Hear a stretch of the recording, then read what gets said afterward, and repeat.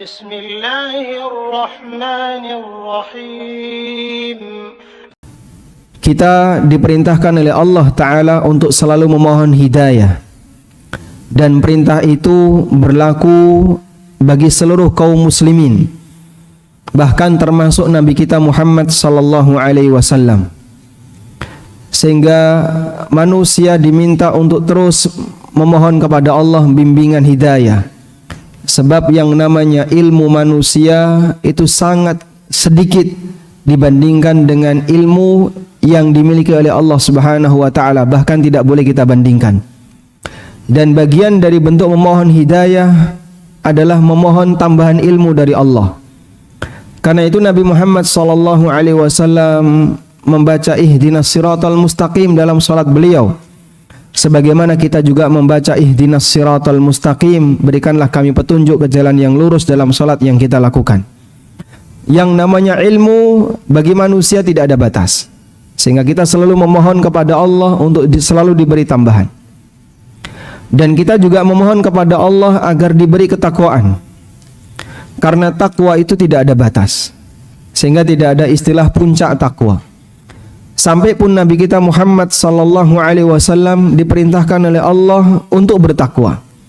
Sebagaimana yang Allah firmankan di surat Al-Ahzab, Allah Ta'ala mengatakan, "Ya ayyuhan nabiyyu taqillaha wa la tuti'il kafirin wal munafiqin." Wahai Nabi, bertakwalah kepada Allah dan jangan mentaati orang kafir dan orang-orang munafik. Kenapa seorang Nabi masih diperintahkan oleh Allah untuk bertakwa padahal beliau seorang Nabi? Karena takwa itu tidak ada puncaknya, sehingga semua manusia diperintahkan oleh Allah untuk bertakwa kepadanya. Dan bentuk bertakwa itu adalah dengan mengamalkan ilmu yang baik, ilmu yang benar yang diberikan oleh Allah Subhanahu wa taala kepada umat manusia. Keseimbangan ini yang selalu kita bangun. Keseimbangan untuk selalu belajar dan berusaha untuk mengamalkan, memohon hidayah kepada Allah dalam bentuk tambahan pengetahuan agama, pengetahuan tentang aturan-aturan yang barangkali belum kita pahami, dan memohon kepada Allah kekuatan untuk bisa mengamalkannya. Sempurnanya manusia tidak ada, karena kita penuh dengan kekurangan, dan perjuangan itu tidak ada ujung sampai datang kematian. Sebagaimana yang Allah firmankan dalam Al-Quran, "Wa'bud rabbaka hatta ya'tiyakal yaqin." Sembahlah Rabbmu, beribadalah kepada Rabbmu sampai datang kepadamu al-yaqin.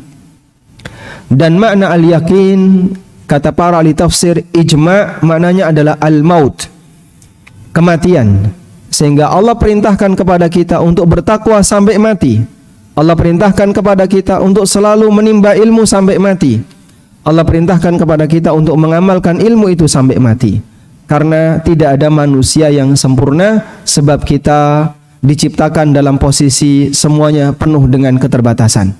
Kita berusaha untuk memperjuangkan itu dengan terus belajar, mengikuti kajian, dan aneka kegiatan-kegiatan ilmiah, diiringi dengan semangat untuk mengamalkannya. Karena itu tidak lupa kita ucapkan setelah bersyukur kepada Allah, kita ucapkan terima kasih, jazakumullah khairan, kepada Takmir Masjid Al-Maghfirah yang telah memberikan kita kesempatan berupa fasilitas untuk bisa belajar di tempat ini. Semoga Allah Subhanahu wa taala memberikan balasan yang terbaik bagi para takmir. Selanjutnya jamaah dimuliakan Allah Subhanahu wa taala, Imam Asy-Syafi'i rahimahullah pernah mengatakan, "Ta'allamu daqa'iqal ilmi." Ta'allamu daqa'iqal ilmi li'alla yadhi'a daqa'iquhu. Pelajarilah ilmu-ilmu yang jarang dibahas oleh masyarakat. Pelajarilah daqa'iqul ilmi, bagian-bagian yang rinci dalam masalah agama. Li'alla yadhi'a daqa'iquhu, agar bagian yang rinci itu tidak hilang. Sebab ilmu itu akan menjadi lestari dan bisa bertahan selama manusia mempelajarinya. Tapi ketika masyarakat sudah tidak mau mempelajarinya, lambat laun ilmu itu akan dilupakan. Karena itu, keberadaan majelis ilmu adalah upaya untuk menjaga kelestarian ajaran Nabi sallallahu alaihi wasallam. Dengan kita mempelajarinya, dengan kita berusaha untuk mengkajinya, akan tetap selalu lestari di tengah masyarakat. Biar lebih maksimal, kami persilahkan kepada jamaah yang berada di sebelah kanan bisa merapat ke depan, memberi kesempatan barangkali bagi yang ada di luar agar bisa bergabung di dalam. Pak, silahkan di sini bisa maju ya. Yang penting tidak menghalangi kamera. Nah. Jazakumullah khairan. Tafassahu fil majalis yafsahillahu lakum. Berikanlah kelonggaran di majelis, semoga Allah memberikan kelonggaran bagi kita semua.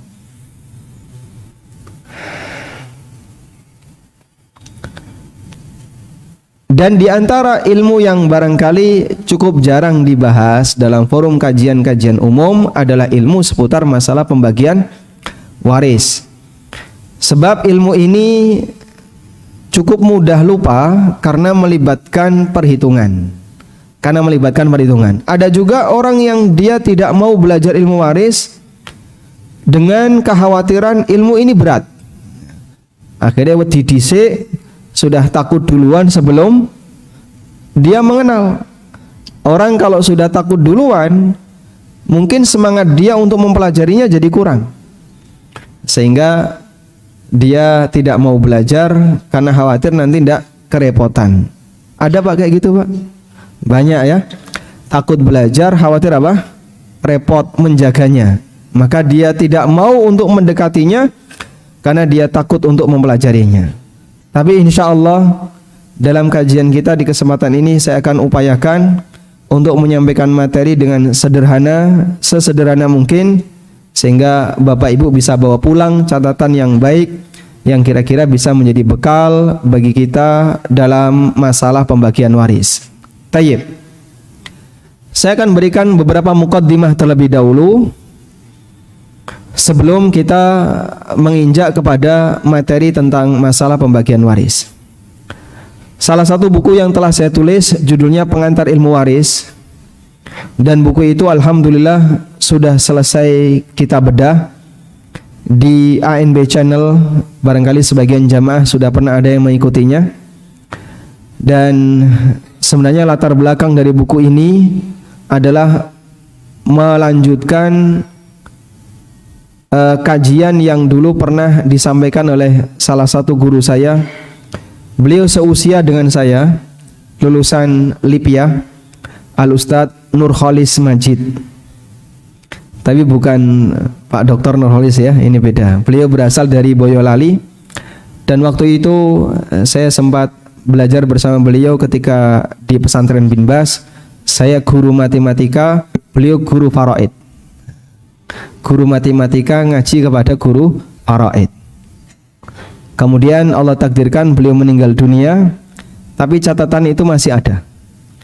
Lalu semoga menjadi amal jariah bagi beliau.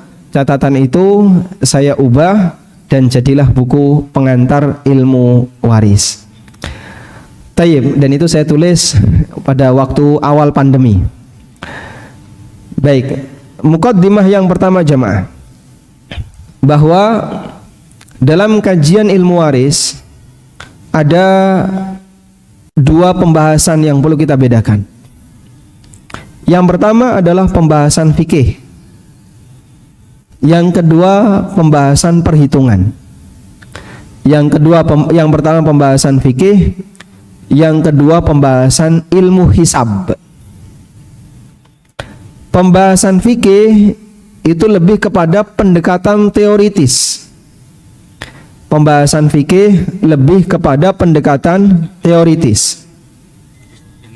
Setiap orang insya Allah bisa memahaminya dengan sangat mudah, sebab bentuknya adalah pendekatan teoritis. Contohnya gimana Pak? Contoh ya, anak laki-laki dapat warisan 2 kali lipat dibandingkan anak perempuan. Contoh yang lain, orang yang beda agama nanti mereka tidak bisa saling memberikan warisan. Contoh yang lain, keberadaan anak laki-laki menghalangi saudara mayit untuk mendapatkan warisan. Contoh yang lain, orang yang membunuh dia terhalangi untuk bisa mendapatkan warisan. Teori-teori semacam ini sifatnya adalah kajian fikih dalam masalah ilmu waris. Dan insya Allah kaum muslimin bisa memahaminya dengan sangat mudah, karena sifatnya sebagaimana kita belajar bagaimana cara sholat, sebagaimana kita belajar bagaimana cara puasa, sebagaimana kita belajar fikih-fikih yang lainnya. Di situ tidak melibatkan perhitungan sama sekali. Sifatnya hanya teori-teori yang itu merupakan dasar utama sebelum menginjak kepada masalah perhitungan. Anda kalau belajar teori fikih ilmu waris, insya Allah tidak sangat menakutkan, karena tidak melibatkan apa tadi? Perhitungan. Sehingga bagi kita ketika belajar ilmu itu begitu mudah, dan itu menjadi landasan bagi siapapun sebelum dia belajar tentang perhitungan masalah warisan. Ini yang pertama. Ada jenis yang kedua, yaitu ilmu hisab. Bagian ini yang melibatkan perhitungan. Nah, ketika sudah melibatkan perhitungan, maka dibutuhkan suasana yang lebih serius. Di situ ada istilah perhitungan munasakhat. Kalau ada orang meninggal, lalu ada ahli waris yang berhak dapat warisan, warisan belum dibagi sampai akhirnya ahli waris ini meninggal dunia. Belum dibagi lagi sampai akhirnya ada ahli waris ketiga yang meninggal dunia. Wah, itu terus cara pembagiannya gimana? Akan dilakukan pembagian atau perhitungan dengan sistem bertingkat. Yang itu dalam ilmu waris disebut dengan munasakhat. Teori munasakhat. Atau juga menemukan kasus ketika dibagi ternyata sisa. Loh, kok sisa? Nggak habis. Maka dilakukan penyelesaian yang disebut dengan rot. Disebut dengan rot. Ada juga pembagian yang ketika dilakukan kurang, sehingga pecahannya ketika ditotal itu lebih dari 1. Nah, ketika kurang, maka dilakukan penyesuaian yang disebut dengan aul. Model-model seperti ini dilakukan di tahapan ilmu hisab. Model seperti ini dilakukan di tahapan ilmu hisab.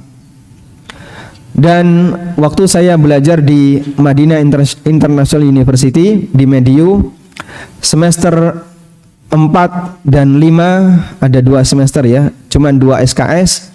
Kita belajar tentang pengantar ilmu waris. Ujiannya isinya cuman ngitung, dan masing-masing peserta dikasih 1 kertas untuk oret-oret. Sudah. Jadi persis seperti ujian matematika. Ini 1 kertas oret-oret, dan cuman pilihan ganda ya. Kamu hitung ini, ketemu akhir jawabannya itu angka. Sama seperti ketika kita belajar matematika.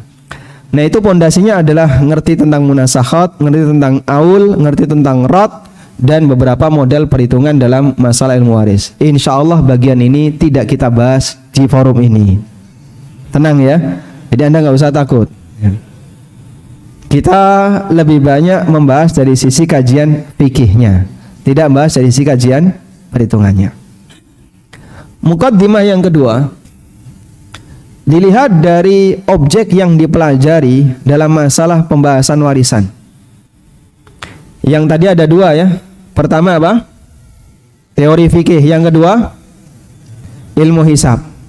Maka para ulama mengatakan, orang yang belajar ilmu waris ada 2 tingkatan. Orang yang belajar ilmu waris ada 2 tingkatan. Tingkatan yang pertama adalah orang yang belajar ilmu waris hanya pada pembahasan fikih saja. Dan ini berlaku bagi masyarakat awam secara umum. Bagi mereka yang kira-kira kesulitan untuk belajar dari sisi ilmu hisab, bagi mereka yang kesulitan untuk belajar dari sisi ilmu tentang masalah perhitungan, maka mereka hanya diarahkan untuk belajar teori fikihnya. Tayyib. Untuk jenis tingkatan ini, tidak dituntut agar bisa menyelesaikan perhitungan warisan. Namun kita ajarkan ilmu waris kepada mereka sebagai bekal jika nanti dalam keluarganya ada kasus pembagian warisan, maka jamaah sudah punya ilmu pengantar sehingga saat sang ustadz memberikan fatwa, dia bisa menerima dengan legowo. Dia bisa menerima dengan sukacita. Kenapa? Dia sadar ini aturan Allah. Nggak pakai ngeyel, nggak pakai ribut, nggak sampai harus naik ke pengadilan, karena masing-masing sudah paham ini ada aturan syariat Allah, yang mana aturan ini kalau tidak dipenuhi bisa berbahaya. Dan itu dibutuhkan bagi masyarakat umum. Sehingga orang perlu dikasih pemahaman, Pak, dalam masalah pembagian ilmu waris, laki-laki dan perempuan itu dibedakan. Oh, enggak bisa. Ini enggak adil. Kamu terlalu anti gender. Masya Allah. Terus maunya gimana? Laki dan perempuan kudu podo. Wong podo-podo anak. Iki anak, iki yo anak. Kenapa harus dibedakan? Akhirnya dia minta pembagian warisan untuk anak perempuan dengan anak laki-laki dibuat sama. Kenapa dia protes ketika dibagi sesuai dengan hukum Allah? Karena dia tidak punya muqaddimahnya. Sebab dia tidak punya pengantarnya. Ada juga misalnya non-muslim juga tetap harus dikasih warisan. Tapi dalam agama kita tidak boleh. Oh, tidak bisa. Aturan itu nggak berlaku. Masya Allah. Kenapa? Ini anak, ini juga anak. Masalah agama itu nanti. Ini masalah dunia. Pembagian warisan harus tetap dilakukan meskipun beda agama. Dan masih banyak kondisi yang lain. Sampai pada puncaknya ada orang yang dia menguasai warisan padahal dia tidak berhak untuk mendapatkannya, karena dikembalikan kepada pemahaman pribadinya yang jelas itu bertentangan dengan aturan Allah Subhanahu wa taala. Contoh yang paling sering ya, dalam satu keluarga hanya ada anak perempuan, lalu suaminya meninggal, ada istri, kemudian suami ini punya beberapa saudara. Biasanya gimana, Pak? Biasanya gimana? Saudaranya suami nggak dikasih. Kenapa nggak dikasih? Ini bukan keluarga inti. Warisan hanya boleh untuk keluarga inti, dan keluarga inti itu suami, istri, anak, orang tua. Saudara nggak masuk. Akhirnya kadang saudara nggak dikasih, padahal dia termasuk orang yang berhak dapat warisan. Ada juga orang yang punya pemahaman, ibu kalau masih hidup nggak sopan bagi waris, tunggu ibu mati dulu. Akhirnya anaknya Arab warisan ya. Tapi kalau Arab warisan kok harus nunggu mbokne mati, akhirnya sing di Arab kapan bagi waris. Kapan ibunya meninggal. Itu contoh ketika orang tidak punya muqaddimah dalam masalah pembagian warisan, sehingga dia membuat aturan sendiri yang aturan itu bertentangan dengan ketentuan Allah Subhanahu wa taala. Tayyib. Karena itu kita belajar agar kita ketika diberitahu, Pak, aturannya kayak gini, kita siap menerima. Bapak, cara baginya seperti ini, kita siap menerima. Sami'na wa ata'na. Terima kasih Ustadz, saya sudah pernah punya muqaddimahnya, punya pengantarnya, pernah mengikuti kajian tentang pengantar ilmu waris, sehingga kita lebih siap untuk mendapatkannya. Tayyib. Tingkatan yang kedua, ini yang lebih tinggi. Tingkatan bagi para talibul ilmi, mereka yang ada di kampus jurusan syariah, nanti akan belajar ini ya. Dia belajar tidak boleh hanya sebatas di bagian pengantar, tapi dia harus sampai bisa menyelesaikan perhitungan. Sehingga kalau ada sebuah kasus, dia diminta untuk tahu bagaimana cara ngitungnya, siapa saja ahli warisnya, lalu bagaimana cara ngitung hak warisannya. Kalau nggak beres, ada kekurangan atau kelebihan, bagaimana cara menyelesaikannya. Dia harus ngerti tentang aul, dia ngerti tentang rod. Ini dituntut untuk mereka yang belajar ilmu waris lebih serius. Siapa ini? Para talibul ilmi.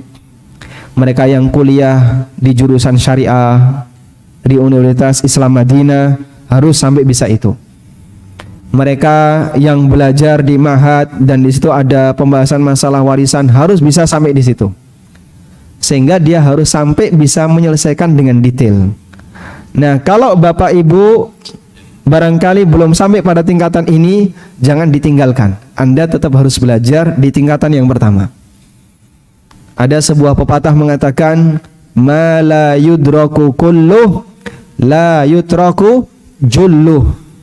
Nek ra iso dijukuk kabeh, jukuk sing paling penting.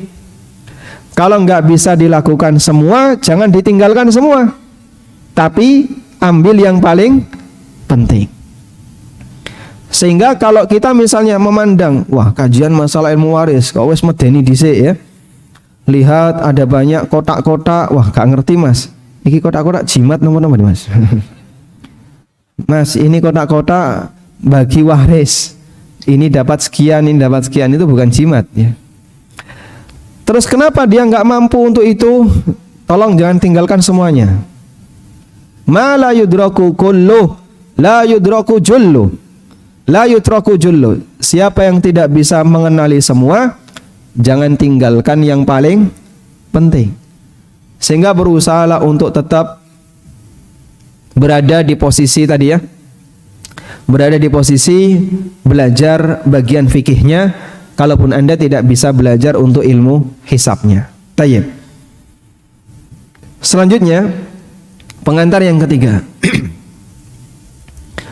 Ilmu waris termasuk di antara ilmu yang penting untuk dipelajari dengan beberapa alasan. Satu, hadiah sudah disiapkan, insyaallah. Jadi catatan harus lengkap ya. Yang pertama, Allah sendiri yang menjelaskan dengan detail pembagiannya. Sebagaimana yang Allah jelaskan di beberapa ayat di surat An-Nisa. Mulai dari ayat yang ke-11, 11, 12, 13, 14. Itu berisi tentang masalah fikih waris. Juga di bagian akhir dari surat An-Nisa, itu juga berisi tentang masalah pembagian waris. Allah sendiri yang bagi. Dan para ulama mengatakan ada 3 harta di mana Allah sendiri yang menentukan pembagiannya. Sementara yang lain atau manusia tidak diberi wewenang untuk membaginya. Sehingga tidak boleh orang berkreasi dalam masalah ini. Apa saja itu? 1, harta waris. Yang kedua, harta zakat. Yang ketiga, harta ghanimah. Waris, zakat, ghanimah. Allah yang bagi. Waris, Allah yang menentukan bagaimana pembagiannya.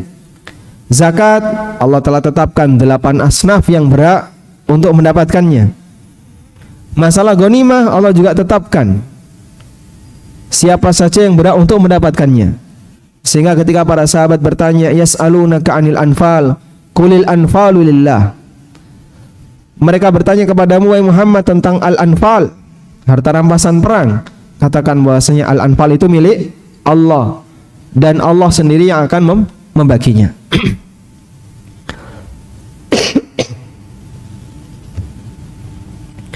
Karena itulah, mengingat dalam pembagian warisan Allah yang membaginya, maka manusia hanya bisa menerapkannya. Jangan membuat perhitungan sendiri yang itu bertentangan dengan pembagian yang diberikan oleh Allah Subhanahu wa taala. Tayyib. Kemudian alasan yang kedua, setelah Allah memberikan pembagian warisan, Allah memberikan janji dan ancaman. Allah Subhanahu wa taala berfirman, tilka hududullah wa may yuti'illaha wa rasulahu yudkhilhu jannatin tajri min tahtiha al-anhar khalidina fiha wa dzalikal fawzul azim. Pembagian dengan cara seperti ini adalah aturan Allah. Maka siapa yang taat kepada aturan Allah, maka Allah akan masukkan dia ke dalam surga yang mengalir sungai di bawahnya. Allah kasih apa? Janji bagi mereka yang mau nurut untuk melakukan pembagian waris sesuai dengan aturan yang diberikan oleh Allah Subhanahu wa taala. Dan di saat yang sama Allah juga memberikan ancaman. Wa may ya'sillaha wa rasulahu wa yata'adda hududahu yudkhilhu naran khalidan fiha Dan siapa yang durhaka kepada Allah dan Rasulnya dan melawan aturan Allah, maka Allah akan masukkan dia ke dalam neraka, kekal di dalamnya. Sehingga enggak nurut dalam masalah pembagian waris itu bukan hal yang remeh, Pak. Ada pertanggungjawaban yang besar di akhirat, sampai Allah kasih ancaman, wa may ya'sillaha wa rasulahu wa yata'adda hududahu. Siapa yang durhaka kepada Allah dan Rasulnya dan dia tidak mengikuti dari batasan yang telah diberikan oleh Allah, Allah kasih ancaman masuk neraka. Waliyadzubillah. Makanya kalau orang sudah mendapatkan pembagian waris lalu dia nggak terima dengan aturan syariat, mohon untuk disadari ini bukan perkara remeh, akan ada pertanggungjawaban yang besar di akhirat. Datang dua orang sahabat kepada Rasulullah sallallahu alaihi wasallam. Lalu mereka bersengketa di hadapan Nabi sallallahu alaihi wasallam tentang masalah warisan. Akhirnya masing-masing diminta untuk menyampaikan penjelasan. Sahabat A, dia bicara pertama. Ya Rasulullah, saya lebih berhak untuk mendapatkan warisan dengan alasan seperti ini, seperti ini, seperti ini. Selanjutnya sahabat B giliran berbicara. Ya Rasulullah, saya lebih berhak dengan alasan ini. Sudah? Selesai mereka menyampaikan alasan, Nabi SAW memberikan pengantar. Beliau mengatakan, innama ana basyarun. Aku adalah manusia. Dan aku akan putuskan untuk kalian bima asma, sesuai dengan apa yang aku dengar dari laporan kedua kalian. Sebab Nabi SAW tidak tahu hal yang gaib. Nabi Muhammad SAW tahu nggak hal yang gaib? Ya, ada yang beliau tahu dan itu melalui wahyu dari Allah, dan ada yang tidak beliau tahu. Tapi hukum asalnya manusia tidak tahu hal yang gaib. Kalau beliau tidak diberitahu oleh Allah, maka beliau tidak tahu hal yang gaib. Maka ada kejadian kalungnya Aisyah hilang, beliau minta sahabat untuk nyari, dan beliau juga tidak tahu di mana tempatnya. Beliau tidak perintahkan, wahai para jin, carilah kalung Aisyah. Enggak ada cerita seperti itu. Adanya sahabat yang diperintahkan untuk mencari. Tayyib. Dua sahabat ini lapor. Mereka ingin menyelesaikan sengketanya di hadapan Nabi SAW. Yang satu menyampaikan alasan, yang satu menyampaikan alasan. Selesai itu beliau menyampaikan, innama ana basyar fa ahkumu bima asma. Aku adalah manusia dan aku tetapkan sesuai dengan apa yang aku dengar.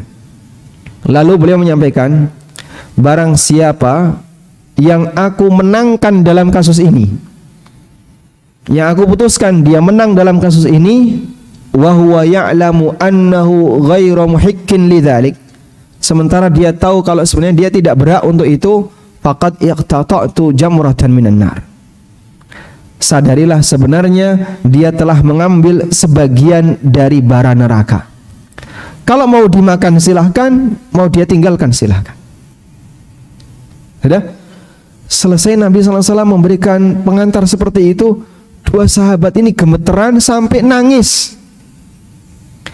Mereka nangis, lalu mereka mengatakan, ya Rasulullah, kalau begitu aku serahkan harta ini kepada saudaraku. Orang yang kedua juga mengatakan yang sama, ya Rasulullah, kalau begitu aku juga serahkan harta ini kepada saudaraku. Datang dalam keadaan semangat rebutan dapat warisan. Setelah di hadapan Nabi SAW, mereka semangat untuk menolak menerimanya. Masya Allah. Kenapa Pak? Takut dengan konsekuensi di akhirat. Coba kalau semangat takwa semacam ini dihadirkan saat pembagian warisan, gak perlu Pak munggah sampai ke pengacara, itu gak perlu Pak. Apalagi kalau sudah naik ke pengadilan, lalu nyewa pengacara, nyewa penasihat hukum, duitnya tercecer-cecer di mana-mana. Bapak Ibu yang kami hormati, di Indonesia untuk bisa menerbitkan satu hukum modalnya butuh keluar berapa Pak? Butuh berapa? Untuk menerbitkan satu aturan, keputusan ketika orang sengketa. Kalau ada orang ya, warisannya cuma 50 juta, diangkat ke pengadilan, kira-kira duitnya habis di mana? Ya? Habis di mana Pak? 50 juta itu kurang Pak, bukan cuma habis. Kalau miliaran, nah itu baru ketika diperebutkan nanti nyiprat ke sana sekian ratus juta, nyiprat ke sana sekian ratus juta, sekian ratus juta. Masya Allah, kalian tuh lo ngapain? Ngomong dikei kok padu, cuman dikasih kok padu. Kudunya dikei ditompo dengan baik, ndak ada yang lari keluar Pak. Tapi ketika dia dikasih, lalu dia berantem dulu, akhirnya ada yang lari ke pengacara ini, belum lagi pengacara ini nanti sama rekan-rekannya lari kemana-mana. Dengan nilai yang miliaran itu bisa habis, hanya tinggal seperempatnya, yang lain hilang di jalan.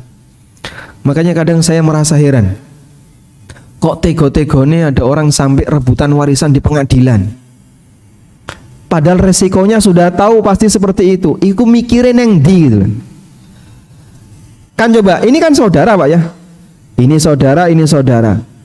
Kalau itu diperjuangkan melalui pengadilan, duitnya hilang ke yang bukan ahli waris, yang bukan saudara. Mbok tadi ngalah salah satu kan tetap masih kena saudara. Tapi karena berantem, pokoknya aku gak terima. Yang penting aku entuk. Yang penting saya dapat. Ketika yang penting saya dapat, akhirnya lari ke yang bukan saudaranya.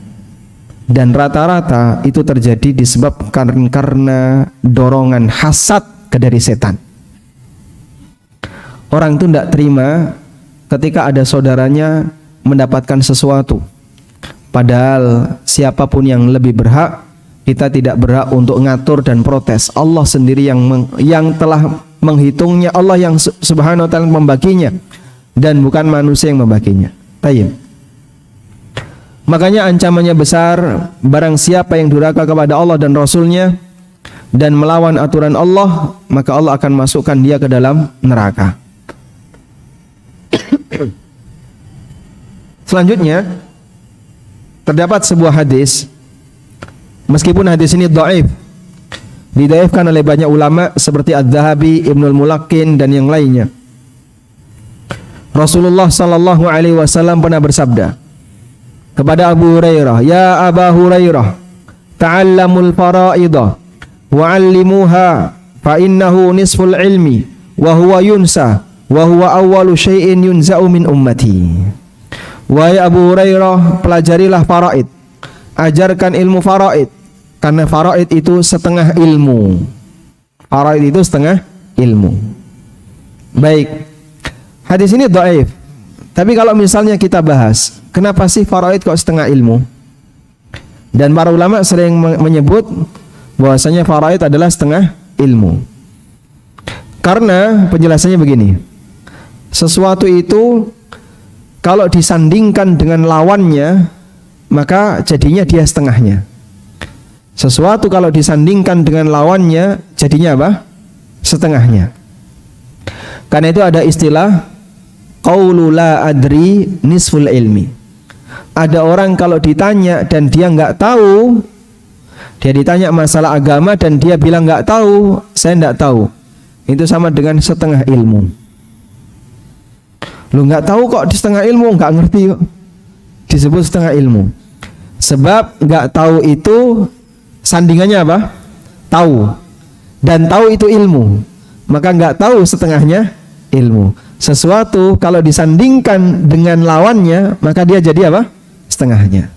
Tayyib. Ilmu yang dipelajari oleh manusia itu ada dua. Yang pertama, ilmu untuk orang yang hidup. Dan yang kedua, ilmu untuk orang yang sudah mati.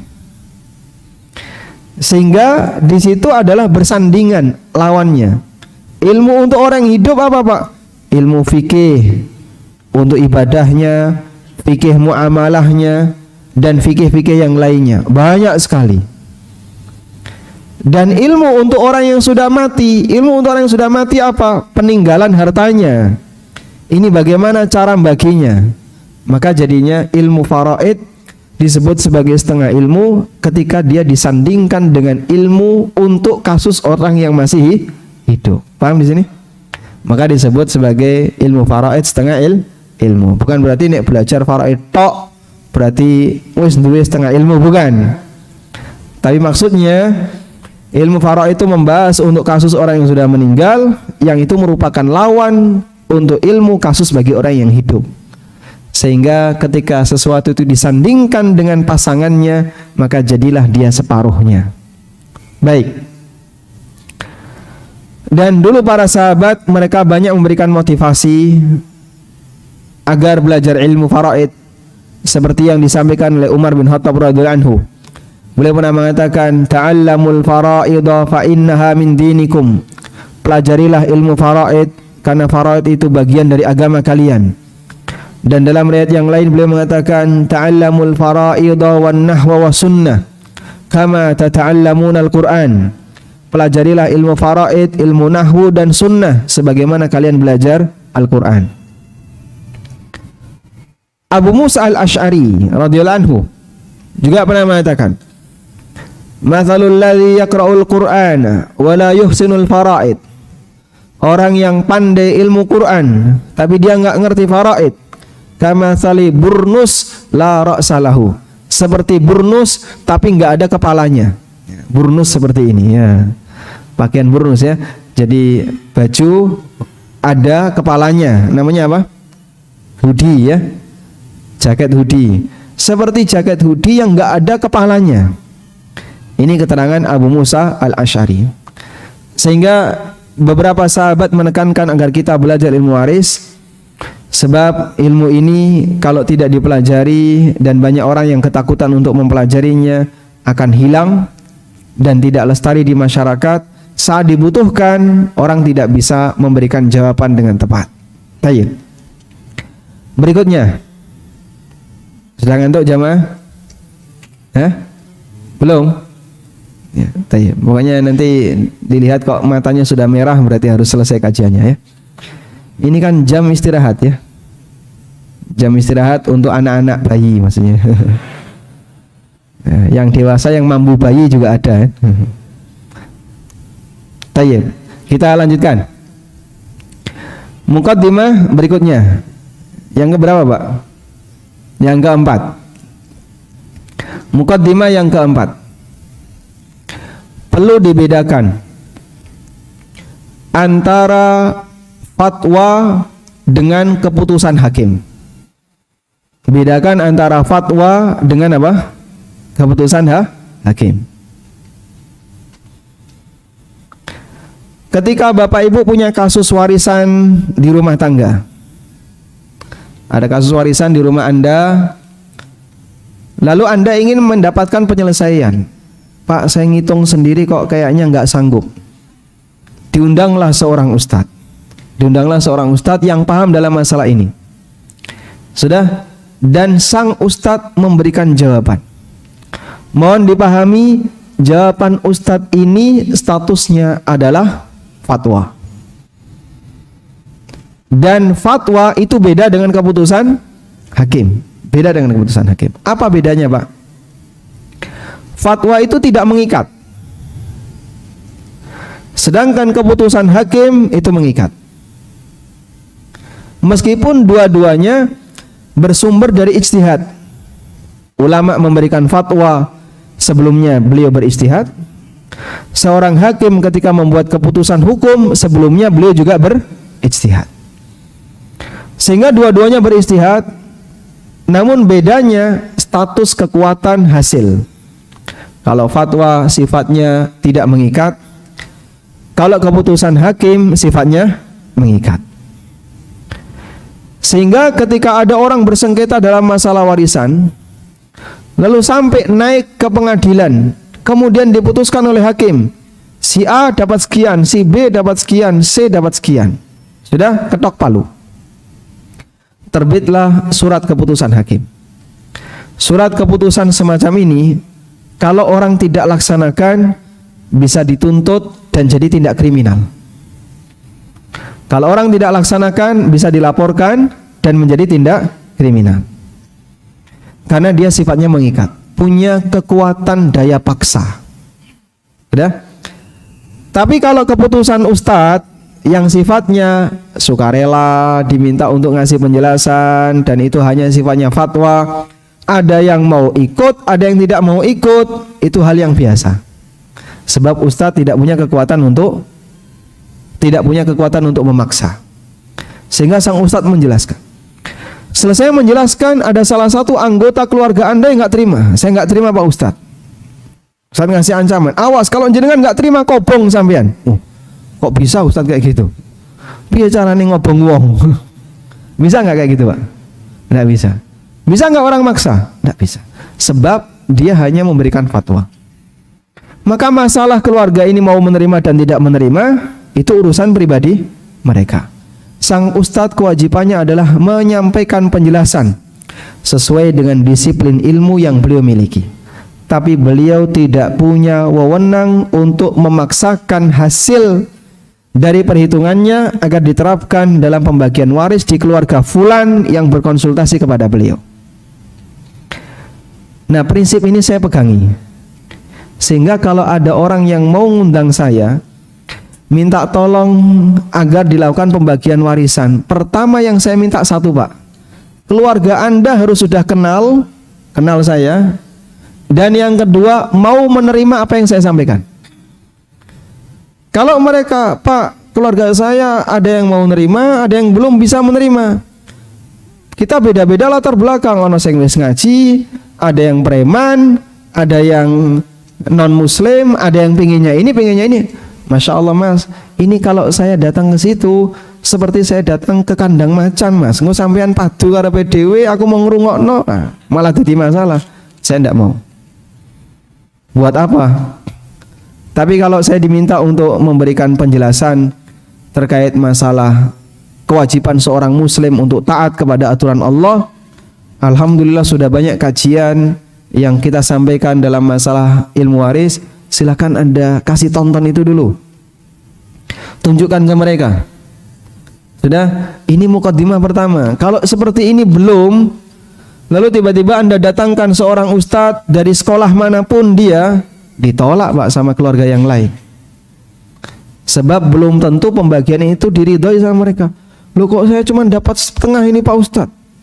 Ini ustadz apa ini? Agamanya Pak Ustadz apa Pak Ustadz?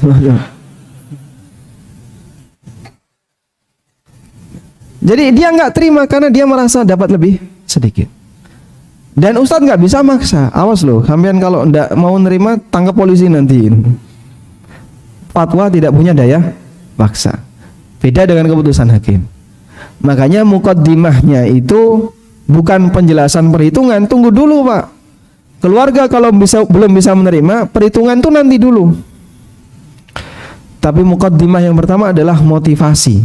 Dikasih tahu, Mas, Anda kalau tidak menerima bayarnya besar. Tapi Anda kalau menerima ini pahalanya. Ini beberapa kajian, coba bisa disodorkan agar ngasih motivasi sebagai mukaddimah sebelum menginjak pada tahap perhitungan. Kalau dia sudah bisa menerima itu, alhamdulillah sudah ada satu frekuensi. Datang satu rombongan ke rumah saya, lalu diterima oleh teman-teman yayasan, dipersilahkan masuk ke dalam kelas. Mereka mau bagi warisan dan minta saya yang dilakukan pembagian. Sebelum saya ngomong, saya tanya kepada masing-masing, apakah Bapak Ibu sudah siap untuk menerima apa yang saya sampaikan? Ya meskipun saya menyadari ya, kalau saya jelaskan mereka berat untuk tidak menerima. Tapi saya tidak mau di forum ini ada pertengkaran. Nek sampean arep padu aja ning kene. Nek arep padu satu keluarga jangan di sini, keluar saja di sana. Saya tidak mau setelah penjelasan ada pertengkaran. Maka saya minta dulu pastikan sudah mau menerima. Kalau mereka mengatakan kami semuanya sudah siap menerima, baik, baru saya jelaskan. Sampaikan kasus yang Anda punya. Nah, mereka kan saling menyampaikan, saling melengkapi ya. Si A menyampaikan, si B menyampaikan, si C menyampaikan, data ada lengkap. Sudah, selanjutnya mari kita lakukan pembagian. Mari kita lakukan pembagian. Baik.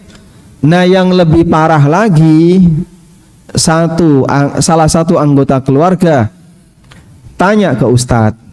Sudah, dia menyampaikan informasi, data tapi cuman dari satu orang.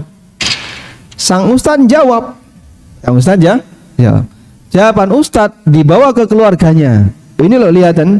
Ustadz jawabnya kayak gini. Saya dapat lebih banyak toh, lihat. Akhirnya bisa jadi orang ini ketika tanya, data itu dipelintir atau tidak semuanya disampaikan, atau masih ada beberapa data yang dia nggak tahu, sehingga jawabannya menguntungkan bagi orang ini.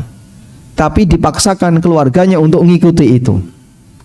Ini lebih parah lagi. Sekali lagi Bapak, kalaupun Anda bawa masalah ke seorang ustadz lalu tanya tentang kasus warisan, kemudian jawabannya Anda bawa ke keluarga Anda, ke rapat keluarga, belum tentu mereka bisa menerima. Dan ustadz memberikan fatwa itu boleh dengan satu informasi. Tapi kalau hakim tidak boleh memutuskan kecuali dengan mendengarkan semua. Paham ya? Sebab hakim untuk menyelesaikan sengketa. Tapi kalau ustadz hanya memberikan masukan sesuai dengan ilmu yang beliau punya. Di konsultasisyariat.com, kejadian ini pernah ada dan saya alami, dan sampai akhirnya saya jadi korban, dimarahi oleh seseorang. Ibu-ibu ngirim pertanyaan. Dalam pertanyaan itu dia sampaikan kalau dia didolimi oleh suaminya, dengan semua penjelasan kalau dia adalah pihak yang sangat didolimi oleh suaminya. Kemudian dia tanya ya, bolehkah saya gugat cerai? Dengan semua pertimbangan itu saya ngasih jawaban melalui email, boleh gugat cerai. Akhirnya itu disampaikan ke suaminya. Fatwa bukan hakim. Ingat ya, fatwa itu bukan hakim. Fatwa bukan hukum. Fatwa itu memberikan jawaban untuk penanya sesuai dengan data yang dia berikan. Maka kalau bapak ketika minta fatwa ada data yang dipelintir ya, lalu kemudian ustadz memberikan jawaban sesuai dengan data yang Anda sampaikan, beliau tidak disalahkan. Loh kok Pak Ustadz nggak tanya dulu sama saya, suami saya bilang seperti ini, terus Pak Ustadz ngasih fatwa boleh nikah lagi, misalnya ya. Padahal data yang disampaikan suami saya itu keliru Pak Ustadz. Loh, saya tidak bertanggung jawab untuk tanya kepada siapapun berkaitan dengan kasus yang dialami oleh penanya pertama. Karena ini sifatnya apa? Fatwa. Beda dengan hakim ya. Kalau hakim harus cover both side. Semua sisi harus dia cover. Hakim akan dinyatakan salah jika satu orang bicara, yang lain disuruh diam. Itu salah.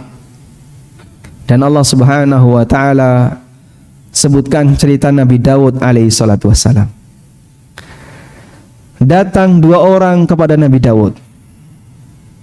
Lalu yang satu mengatakan, inna akhi lahu tis'un wa tis'una na'jatan wa liya na'jatun wahida faqala akfilniha wa azzani fil khitab.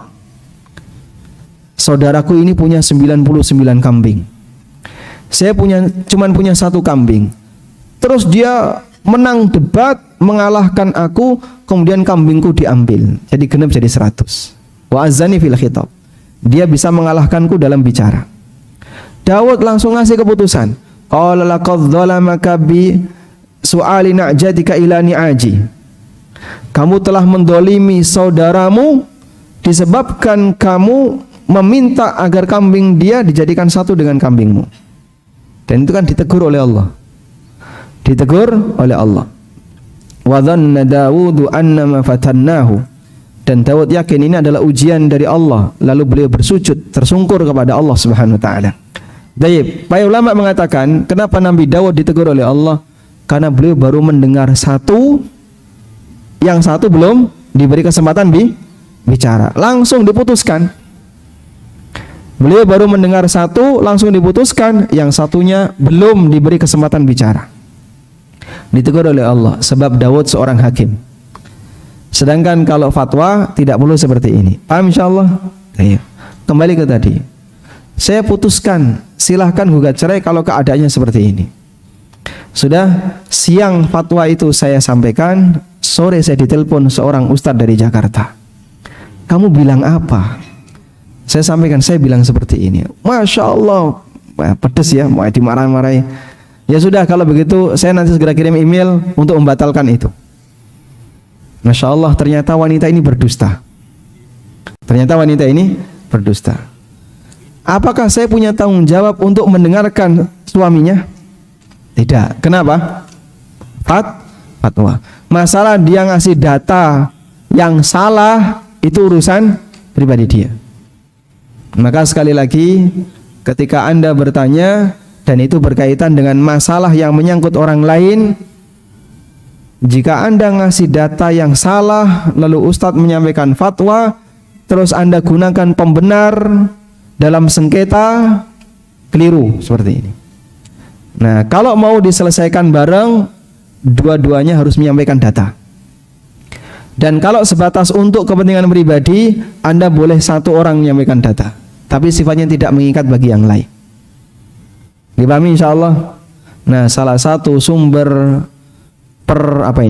pertempuran atau pertengkaran di antara para penggerak dakwah. Nah, yayasan ini nanti enggak akur dengan yayasan ini, lalu saling tegang, lapornya ke satu ustadz, saling lapor, ini lapor, dan bisa jadi laporannya berbeda, laporannya bergantian. Akhirnya ustadznya jadi mencle, bar ngomong dele saiki dadi tempe, dipermainkan oleh jamaahnya. Karena tanyanya kayak gitu Pak caranya, Pak. Baik, sehingga tolong untuk mengedepankan prinsip kejujuran pada saat orang itu bertanya tentang kasus yang ada kaitannya dengan orang lain. Kalau pribadi, yaitu silahkan, tidak perlu ngundang orang lain. Pak Ustadz, kalau saya sholat sebelum tasyahud akhir kurang 1 detik ngentut, itu gimana hukumnya Ustadz? Nah, itu kan pribadi ya, nggak ada kaitannya dengan orang lain. Tinggal 1 detik aja Ustadz, masa nggak boleh Ustadz? Sayang sekali itu 4 rakaat hilang.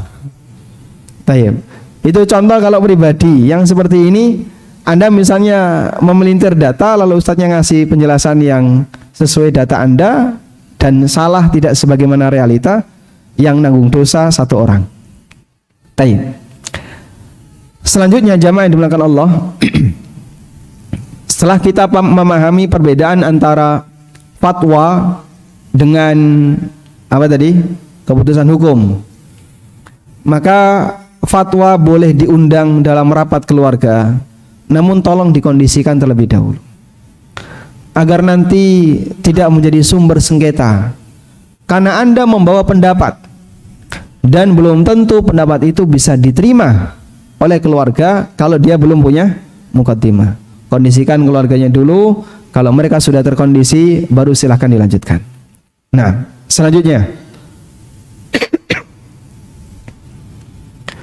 kita akan bahas beberapa kaidah fikih terkait masalah warisan. Muqaddimah sudah selesai ya. Kita bahas beberapa kaidah fikih terkait masalah warisan.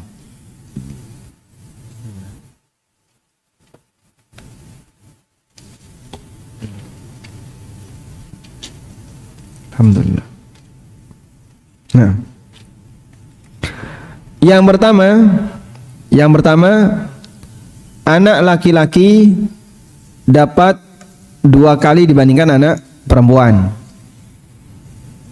Atau ahli waris laki-laki dapat jatah 2 kali dibandingkan ahli waris perempuan.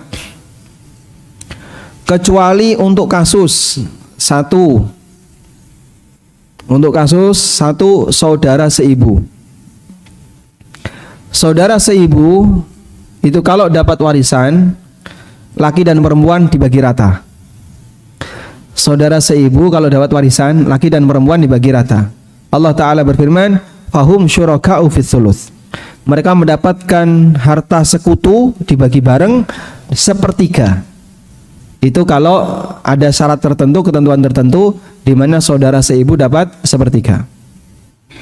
Yang kedua, untuk kasus ayah dan ibu ketika mayit punya anak, keduanya sama-sama punya jatah 1/6.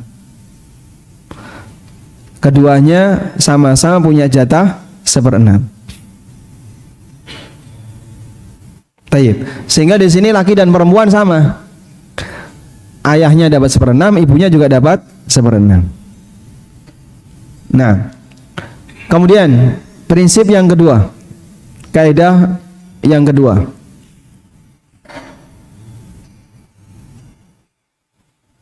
bahwa sebab perpindahan harta dari orang tua ke anak itu ada 3. Sebab perpindahan harta dari orang tua ke anak ada berapa? 3. 1, sebab nafkah. Yang pertama adalah sebab nafkah.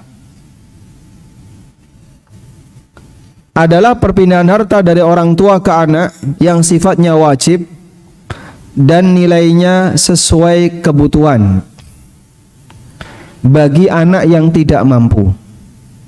Perpindahan harta dari orang tua ke anak sifatnya wajib, nilainya sesuai kebutuhan bagi anak yang tidak mampu. Dipahami ini? Baik. Yang kedua adalah hibah atau hadiah. Hibah atau hadiah adalah perpindahan harta dari orang tua ke anak di luar kebutuhan. Perpindahan harta dari orang tua ke anak di luar kebutuhan. Sifatnya tidak wajib, namun harus sama semua anak. Siji dikai, kabeh kudu diparingi. Satu dikasih, yang lain juga harus dikasih. Dipahami insyaallah? Baik. Laki dan perempuan sama, sebab ini bukan warisan. Hibah itu bukan warisan, sehingga laki dan perempuan boleh sama. Anak pertama dikasih, anak kedua, anak ketiga juga dikasih. Ada orang tua yang memberikan anaknya. Anak pertama nikah, dikasih mobil. Maka nanti adiknya yang TK, kalau ini nikah harus dikasih mobil. Karena ketentuannya siapa yang nikah dikasih hadiah mobil, berarti siapapun anaknya yang nikah nanti juga harus dikasih hadiah mobil. Meskipun yang adik-adiknya masih kecil. Paham insyaallah? Baik. Sampai ada keterangan, ada orang tua menikahkan putrinya, anak pertama. Lalu dia dikasih hadiah keledai. Adiknya belum nikah. Sudah? Belum sempat menikahkan adiknya, bapak ini meninggal. Sehingga kesempatan sang adik untuk mendapatkan hadiah berupa keledai nggak ada, karena bapaknya sudah meninggal. Kata para ulama, adiknya ini boleh minta kepada kakaknya agar keledai itu dibagi 2. Sehingga harganya berapa? 5 juta. Maka yang 2,5 dikasihkan ke adiknya, dibayari dia. Sampai demikian dalam rangka untuk menjaga pemerataan dalam masalah hibah atau hadiah. Bedanya hibah dengan hadiah, Bapak? Orangnya sama-sama masih hidup. Hibah masih hidup, hadiah juga masih hidup. Bedanya apa? Kalau hadiah tidak Baik. Perbedaannya adalah kalau hibah itu tanpa sebab.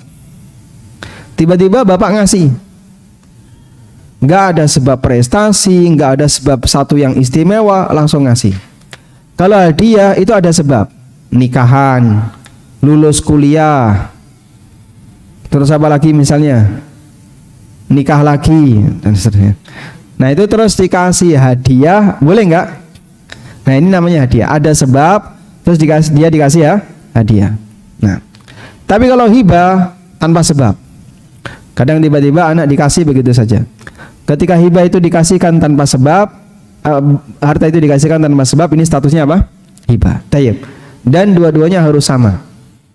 Makanya kalau anak satu dikasih kendaraan, anak yang lain kasih kendaraan. Jika syaratnya nikah, berarti itu hadiah ya. Ini nikah, kasih motor. Nanti anaknya yang terakhir kalau nikah harus kasih motor. Ada pemerataan. Tayyib. Yang ketiga, warisan. Perpindahan harta dari orang tua ke anak yang sifatnya otomatis. Otomatis kalau dalam bahasa Arab disebut dengan ijbari. Ijbari. Alif, jim, ba. Alif, ro, ya. Ijbari. Ijbari artinya apa? Otomatis. Artinya apa? Begitu orang tua mati, otomatis harta itu langsung pindah hak milik jadi milik anak dan seluruh ahli waris yang lain. Meskipun nggak pakai akad, bahkan meskipun diam saja sampai mati, bahkan sampai meskipun ketika orang tua menolak anaknya. Ada orang tua saking jengkelnya sama anak, terus dia bilang, mulai hari ini kamu sudah tidak saya anggap sebagai anakku lagi. Lah saya anaknya siapa pak? Wong saya terlahir dari bapak. Kowe meletak teko watu. Tidak ada mukjizat Nabi Soleh muncul zaman sekarang. Kalaupun ada orang tua seperti itu, kalimat ini berlaku nggak? Nggak berlaku. Sehingga dia ngomong sia-sia. Meskipun dia bilang kamu bukan anakku, ya tetap ini anaknya. Wong nasab itu nggak mungkin geser, Pak. Non Muslim, orang tua non Muslim, boleh nggak anak yang Muslim bernasab kepada orang tua non Muslim? Boleh atau tidak? Anaknya Muslim atau Muslimah, bapaknya non Muslim, boleh nggak dia bernasab kepada bapaknya yang non Muslim? Wajib, bukan cuma boleh, wajib. Karena nasab itu tidak hilang hanya karena beda agama, tidak bisa hilang karena kesepakatan. Deal Pak ya, mulai hari ini kita bukan anak dan bapak lagi. Oke, deal. Aku tak metu teko omah. Apakah dia masih anak? Selamanya akan anak. Ini bapak, selamanya akan bapak. Tidak ada istilah kesepakatan memutus nasab, tidak ada. Maka kita bisa lihat ya, banyak sekali para sahabat yang orang tuanya mati dalam kondisi musyrik.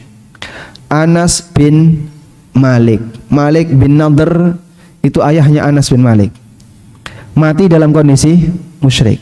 Pada waktu Nabi SAW datang ke kota Madinah, istrinya Malik bin Nadr, namanya siapa? Ummu Sulaim, masuk Islam. Suaminya marah, kamu jangan masuk Islam. Kemudian ketika Ummu Sulaim tetap masuk Islam, Malik bin Nadr ngancam, jangan kau ajak anakku Anas. Malah Anas dihadiahkan untuk Nabi SAW. Akhirnya Anas jadi pembantu Rasulullah SAW. Malik bin Nadr tambah stres, minggat, dan dia mati di peminggatan ya. Yang jelas dia mati kafir ya. Apakah dia mati Nasrani ataukah karena ada riwayat dia pindah agama, intinya dia mati kafir. Tapi yang namanya Anas tetap dibinkan siapa? Kepada Malik bin Nadr. Tayyib. Umar bin Khattab mati kafir. Siapa lagi? Istri Nabi SAW, ada yang bapaknya Yahudi, siapa? Sofia. Siapa nama bapaknya? Gembongnya Yahudi Bani Nadir, Huyai bin Akhtab. Sofiyah bintu Huyai bin Akhtab. Ikrimah anaknya Abu Jahal, dia Muslim, bapaknya kafir. Ikrimah bin Abi Jahal. Sebab yang namanya orang tua tidak bisa switch ya, ganti ke yang lain gara-gara beda agama. Tayyib. Kembali ke sini. Jadi warisan itu sifatnya otomatis. Pokoknya kalau bapak mati maka anaknya dapat. Meskipun apa? Sang bapak pernah menolak, mengatakan saya tidak sudi lagi menerima kamu sebagai anak, tetap berlaku sebagai anak. Sudah? Nah, untuk warisan ada aturan sebagaimana yang Allah tetapkan. Baik. Dan sebagai konsekuensinya, karena warisan sifatnya otomatis, jadikan kaidah berikutnya ya. Kaidah berikutnya, warisan sifatnya otomatis.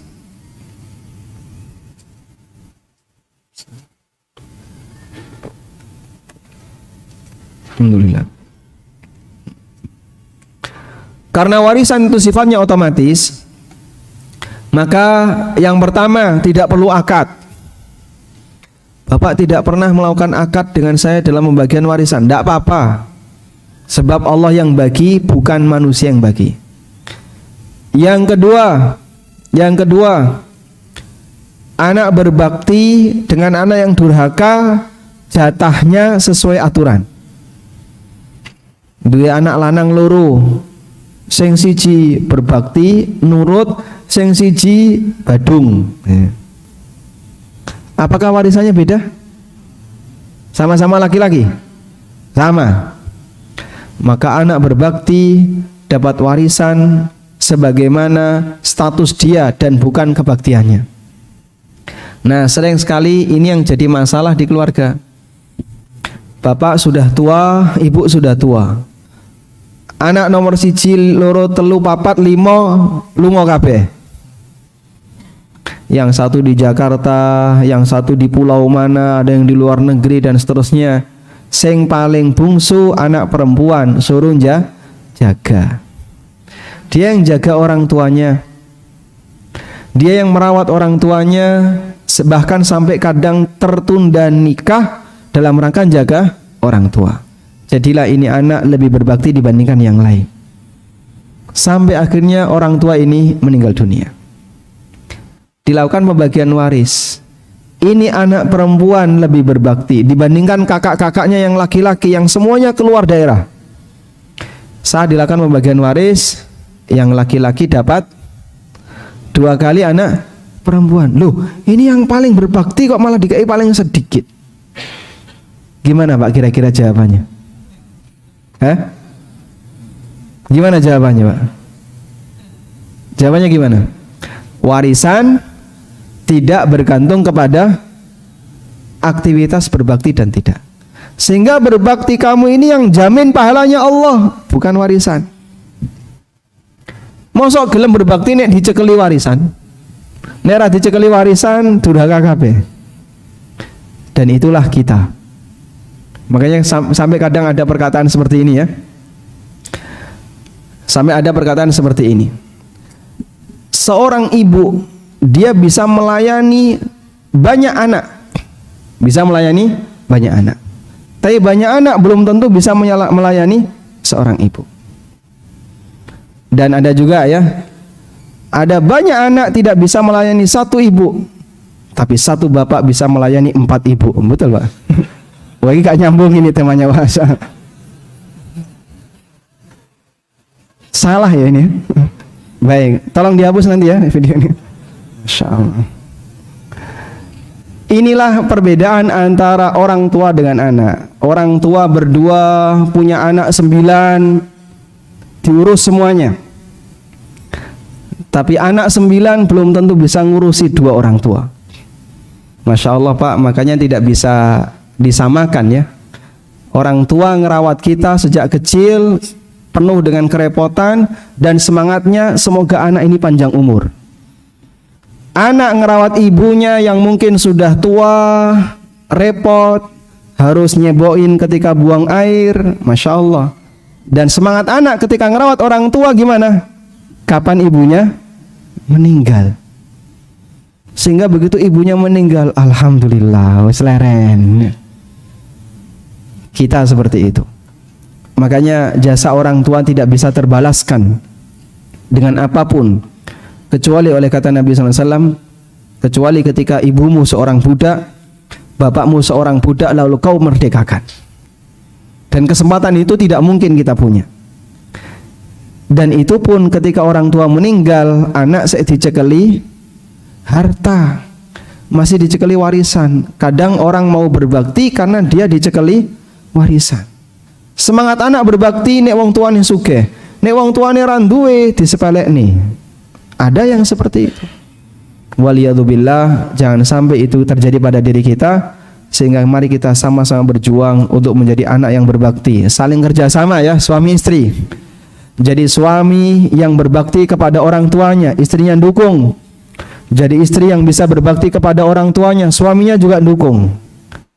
Sebab pernikahan tidak hanya menggabungkan dua insan, tapi juga menggabungkan dua keluarga besar. Kebahagiaan sepasang suami istri ini adalah kebahagiaan keluarga besar yang ada di belakangnya. Tayyib, kembali ke sini. Karena itu, mengingat warisan sifatnya otomatis, maka anak berbakti tidak bisa mendapatkan warisan lebih. Demikian pula sebaliknya, anak yang durhaka warisannya tidak boleh dikurangi. Dan oleh karena itu dilarang melakukan tipuan untuk menghalangi adanya warisan. Dilarang melakukan praktek penipuan untuk menghalangi adanya warisan. Model hilah dalam rangka menghalangi warisan. Di buku saya sebutkan di halaman 45 praktek seperti ini. Di halaman 85 ada orang yang melakukan praktek hilah, yaitu membuat data palsu atau membuat hilah agar tidak dapat warisan. Contohnya kejadian suami istri di mana suami ingin istrinya nggak dapat warisan. Contohnya apa? Dicerai menjelang wafat, dicerai menjelang mati.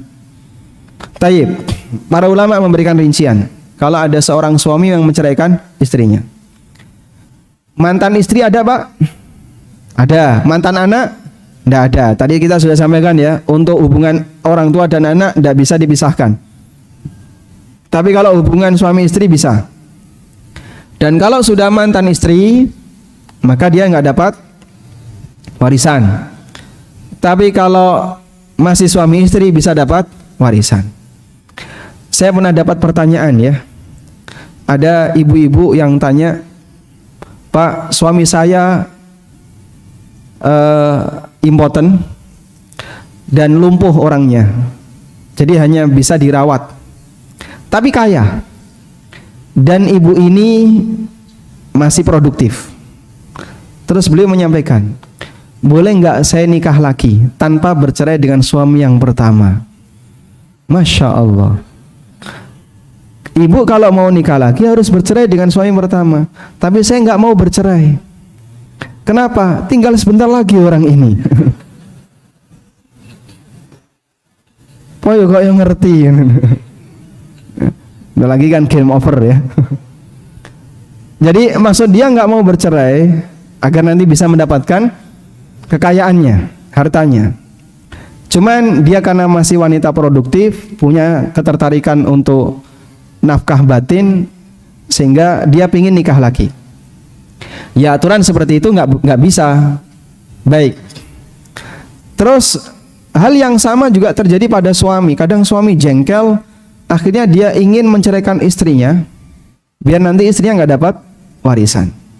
Maka kita kasih rincian di sini ya. 1. Untuk cerai yang masih bisa rujuk,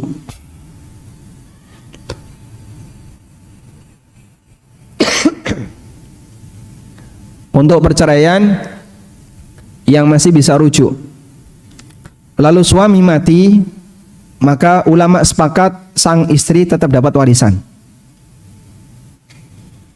Cerai yang bisa rujuk itu cerai berapa? 1 dan 2. Selama masih masa iddah. Cerai 1, istri menjalani masa iddah. Ternyata di proses menjalani masa iddah ini suaminya kecepit mati. Ketika suaminya mati, istri dapat warisan enggak? Dapat warisan. Kenapa? Karena masih di masa iddah. Meskipun awalnya dia ceraikan itu dengan niat dalam rangka biar dia nggak dapat warisan. Ulama sepakat cerai di masa iddah, jika suami mati istri dapat warisan. Yang kedua, jika cerai yang dijatuhkan suami adalah talak bain. Talak bain itu talak di mana tidak bisa rujuk. Nah, bain itu ada dua. Ada bain sugro, bisa nikah lagi. Ada bain kubro, tidak bisa nikah lagi kecuali jika si wanita ini nikah dengan laki yang lain. Tayyib. Untuk talak bain baik sugro maupun kubro, apakah setelah habis masa iddah istri bisa dapat warisan? Menurut jumhur ulama, istri tetap dapat warisan. Jika semangat suami dalam menceraikan istrinya dalam rangka agar istrinya tidak dapat warisan. Nah, itu dilihat dari cara dia ngomong. Misalnya dia pernah ngomong sama tetangganya atau sama temannya, saya sudah gak seneng sama si fulanah ini, bojoku ini, aku pengen dia gak dapat hartaku, dalam posisi dia sakit-sakitan. Lalu dia ceraikan istrinya. Sudah sampai akhirnya selesai masa iddah, atau cerai 3, aku ceraikan dia, besok masih hidup dia ceraikan lagi. Besok suami ini masih hidup, aku ceraikan yang ketiga. Jadi diceraikan 3 kali di waktu yang berbeda. Sah sebagai apa? Talak bain kubro.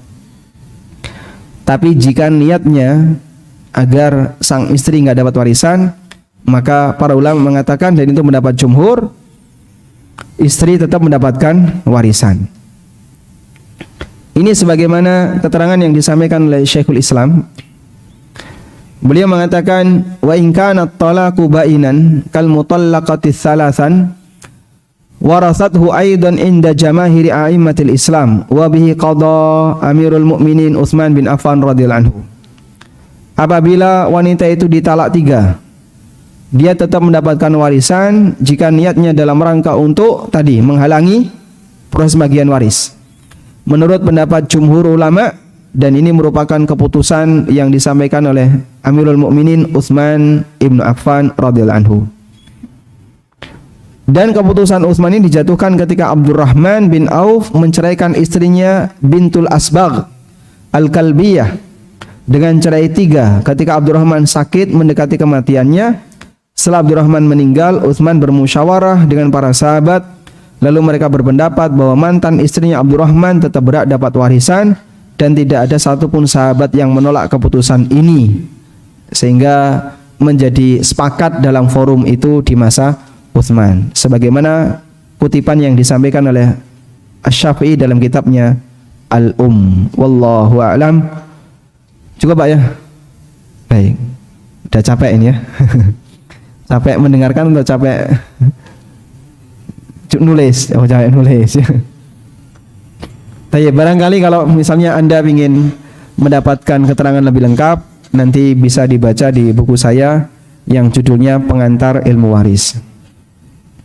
Demikian, semoga bermanfaat. Wassallallahu ala nabiyyina Muhammadin wa ala alihi wa sahbihi wasallam. Wa akhiru da'wana alhamdulillahi rabbil alamin. Ini pertanyaan boleh langsung atau bagaimana, Mas? Gimana? Silakan, kami kembalikan ke moderator ya. Baiklah, terima kasih Ustadz Amin Nur Bait atas tausiahnya. Bagi yang ingin bertanya secara langsung, sebentar.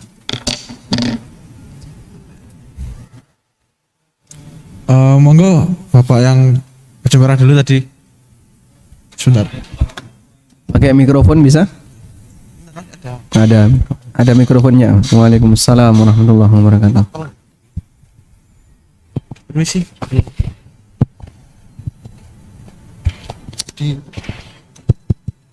Assalamualaikum warahmatullahi wabarakatuh.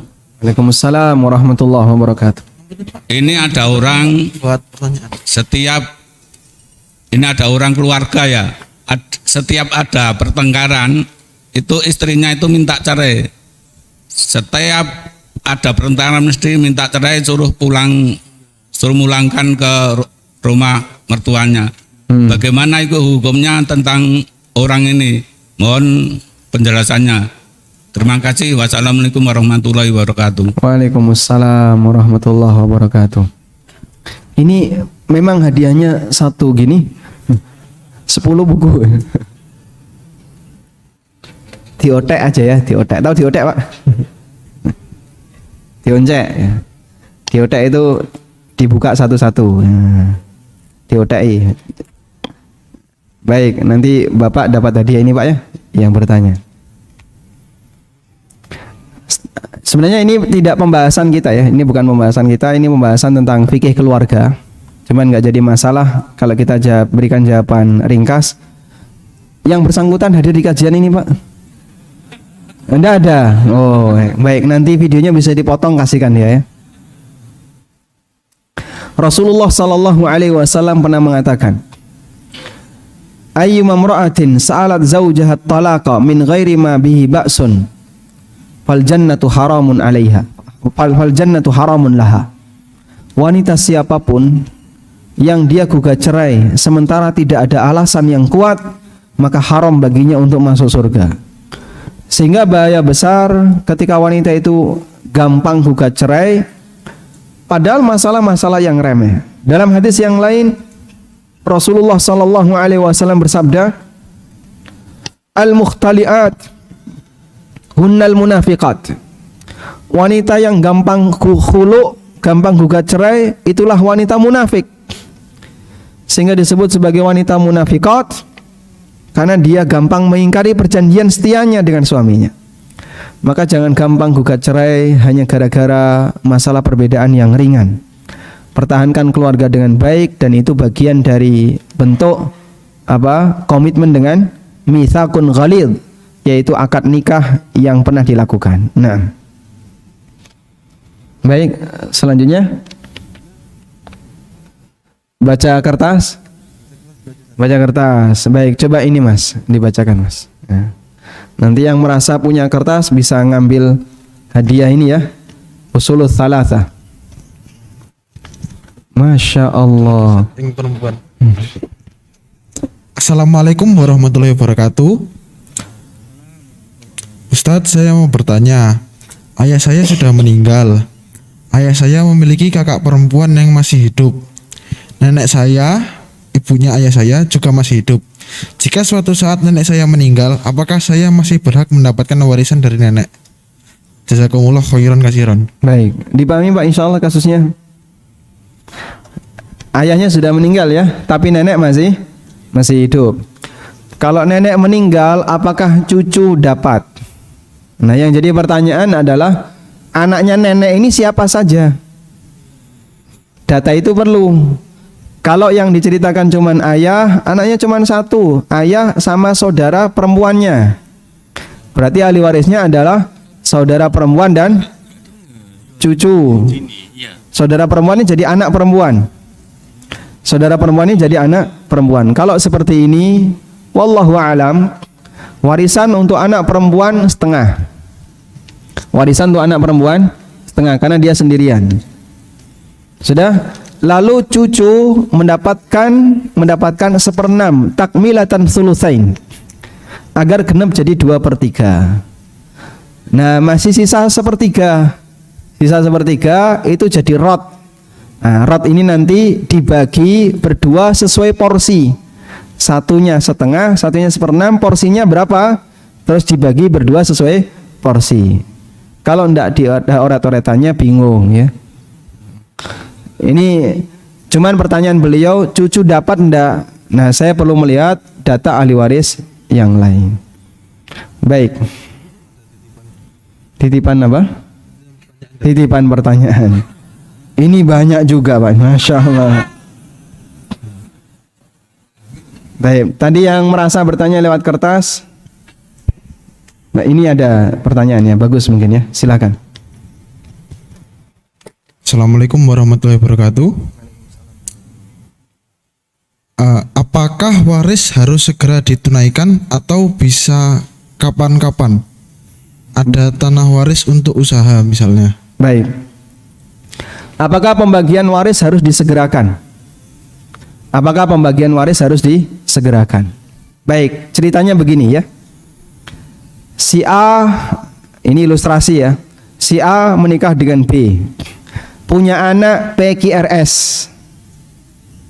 Punya anak PQRS. Sudah? Laki perempuan, laki perempuan. Baik. Begitu A meninggal dunia, maka otomatis seluruh hartanya A pindah hak milik jadi hartanya B PQRS. Otomatis. Sebab warisan itu tanpa akad. Paham? Saya ulang ya. Ketika si A mati, maka otomatis hartanya si A pindah hak milik. Terjadi pindah hak milik, langsung jadi milik istrinya dan seluruh anaknya yang merupakan ahli warisnya. Sudah? Karena itu untuk bagian ini di luar kehendak manusia. Ini Allah yang ngatur. Baik. Nah, selanjutnya hartanya si A ini menjadi harta bersama miliknya B PQRS. Paham? Ibaratnya mereka dikasih sama bapaknya si A. Ini loh, tanah ini jadi milik kalian bersama. Nah, setelah jadi harta bersama yang belum ditentukan pembagiannya itu disebut dengan malul musya'. Disebut dengan mal al-musya'. Mal musya' itu apa? Al musya' itu harta milik bersama yang belum ditentukan pembagiannya. Misalnya, saya dan 5 orang yang lain urunan 100 juta. Dapat uang 600 juta dipakai beli mobil seharga 600 juta. Sudah? Berarti saya punya berapa? Mobil itu saya punya saham berapa? 1/6. Teman saya 1/6, masing-masing 1/6. 1/6 itu bagian yang mana? Rodanya kah? Joknya? Setirnya? Atau mananya? Tidak ditentukan. Yang jelas saya punya 1/6. Nah, total di mobil yang hak saya 1/6 dan mobil itu nggak bisa diiris-iris kayak kue gitu ya. Maka mobil ini disebut dengan mal musya'. Mim, shin besar ya, titik 3, alif, ain, saudaranya ghin, musya'. Harta musya' yang itu dimiliki bersama, berhak bagi siapapun yang punya saham di situ untuk meminta. Sudah? Meskipun mereka juga berhak untuk bersepakat agar dibiarkan. Saya ulang ya. Harta bersama ini berhak bagi siapapun untuk minta dan berhak bagi siapapun yang punya saham di situ untuk mendiamkan. Sehingga kalau misalnya 10 ahli waris atau berapa tadi? B PQRS jadi 5 ya. 5 ahli waris ini sepakat. Sudahlah, tanah ini kita biarin aja. Nanti kalau harganya sudah naik baru kita jual. Kalau mereka sepakat seperti itu, boleh untuk dipertahankan. Paham di sini? Dan jika ini yang dimaksud menunda pembagian warisan, nggak jadi masalah. Sebab seluruh ahli waris sepakat. Paham? Tapi kalau ada salah satu yang minta, PQ anak rodok kere, minta warisan bapaknya, B sebagai ibu menghalangi, ibu saya urip kok njaluk warisan, gak pantas, gak sopan. RS sebagai saudara pembela ibu, dia memarahi PQ. Tidak boleh kayak gitu, tunggu ibu mati. Sudah, kalau seperti ini yang terjadi, maka sang ibu berarti menghalangi hak milik orang lain. Boleh nggak? Nggak boleh, karena ibu ini menghalangi hak milik orang lain. Hukumnya tidak diperbolehkan. Paham insyaallah? Nah, inilah yang dimaksud pembahasan tidak boleh menunda warisan. Apabila di situ sampai pada keadaan menghalangi hak milik orang lain. Tapi kalau tidak sampai menghalangi hak milik orang lain, tidak masalah. Wallahu a'lam. Baik. Kita sampai jam berapa?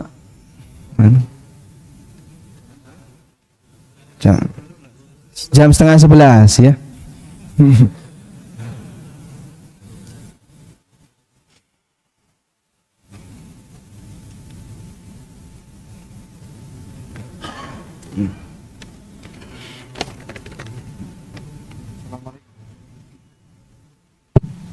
Assalamualaikum warahmatullahi wabarakatuh. Ustadz, semoga selalu sehat dan istiqomah di atas sunnah. Apa ini? Amin. Walakum bimithlin. Mohon nasihatnya, bolehkah seorang anak menggunakan harta warisan orang tuanya yang sedang sakit? Jazakumullah khair. Dengan catatan orang tuanya lagi sakit dan punya warisan atau harta sendiri. Nah, jadi orang yang masih hidup maka tidak ada istilah warisan. Ya. Sehingga ketika bapaknya masih hidup, Pak saya minta warisan, oh bapakmu saya urip kok njaluk warisan. Itu sama dengan ndongakno bapakne mah. Ada istilah warisan itu jika orangnya sudah mati. Tapi kalau anak minta hibah bisa. Kalau anak minta hibah saat bapaknya masih hidup bisa. Sehingga misalnya anaknya minta, Pak saya tolong dikasih ini, hibah dia, boleh. Tapi nanti syaratnya anak yang lain juga harus dikasih yang sama. Paham? Karena itu kalau bapaknya sakit dan bapak punya harta lalu anak memanfaatkan harta itu, berarti dia memanfaatkan harta milik bapaknya. Tinggal selanjutnya apakah bapaknya ridho atau tidak. Kalau bapaknya ridho dan itu sifatnya diberikan berarti hibah, maka nanti tanggung jawabnya anak yang lain juga harus dikasih yang sama. Sebab hibah harus ada pemerataan. Tapi kalau bapaknya meminjamkan, ya pakai aja itu mobil, pakai aja itu rumah, tapi sifatnya pinjaman, jadi masalah dan tidak harus rata. Pinjaman itu tidak harus ada unsur pemerataan. Tapi kalau hibah harus pemerataan. Wallahu a'lam.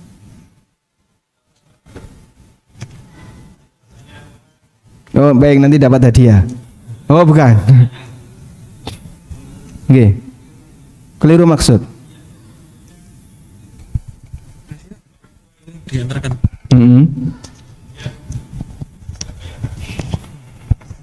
Orang tua punya warisan dari orang tuanya. Baik, dari atasnya. Baik, terus beliau sakit. Mohon maaf Ustaz. Jadi orang tua ini dia punya warisan atau katakan dia punya harta sendiri, kemudian dia sakit. Nah, anak-anak ini rembukan. Sebaiknya apakah anak-anaknya yang membiayai orang tuanya atau menggunakan warisan ini? Ya itu Rebutan apa, Pak? Ya rembukan maksudnya rebutan merawat. Rembukan, ya, rebutan. Iya. Nah. Jadi maksudnya itu apa yang harus dilakukan, apa tetap dibiarkan begitu aja? Dibiarkan Padahal maksudnya gimana? dia kan punya warisan, artinya anak-anaknya tidak bisa merawat secara misalkan kalau misalkan harus masuk rumah sakit misalnya kelas 1 karena anaknya punya keterbatasan jadi kelas 3 misalkan. Padahal kalau seandainya hartanya ini digunakan warisannya ini, mungkin dia mendapatkan yang lebih bagus. Nah, itu bagaimana Ustaz secara syariat itu apa yang harus dilakukan anak-anaknya begitu? Masya Allah, baik.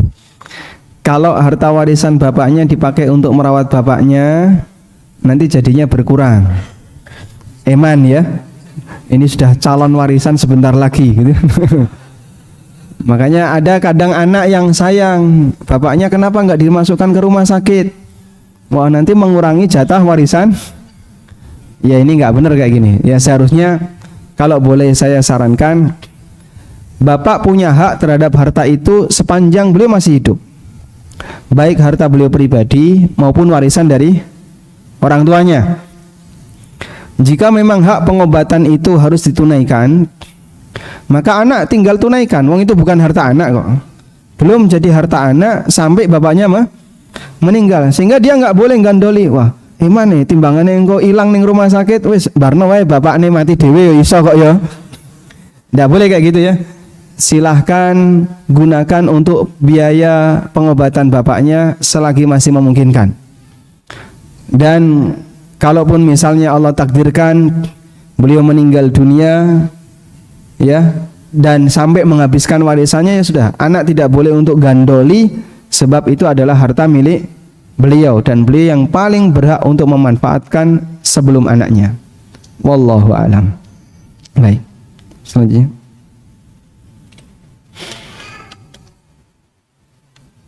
Assalamualaikum warahmatullahi wabarakatuh. Salam. Ustadz, jika dalam keluarga non-muslim ada salah satu anaknya yang muslim, apakah sah warisan bagi anak yang muslim menerima warisan sesuai dengan perhitungan mereka? Jadi mungkin pakai hitungannya orang Kristen gitu. Bapaknya non-muslim, ada salah satu anaknya yang muslim. Boleh enggak anak non-muslim ini tetap dapat warisan?